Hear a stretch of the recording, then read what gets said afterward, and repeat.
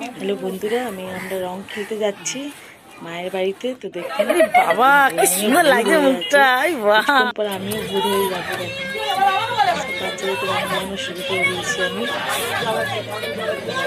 জেঠি রং লাগিয়ে ভূত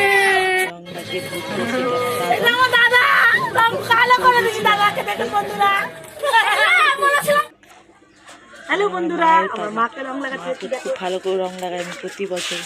সাদা মুখটা পুরো কালো করে দিই। ভালো লাগে দিদি বাচ্চা বাচ্চা দিদি কি হয় শুরু হয়ে গেছে খুবই ভালো করে রং লাগাবো, হাতে পায়ে পেটে পিঠে খুবই লাগিয়ে দেবো।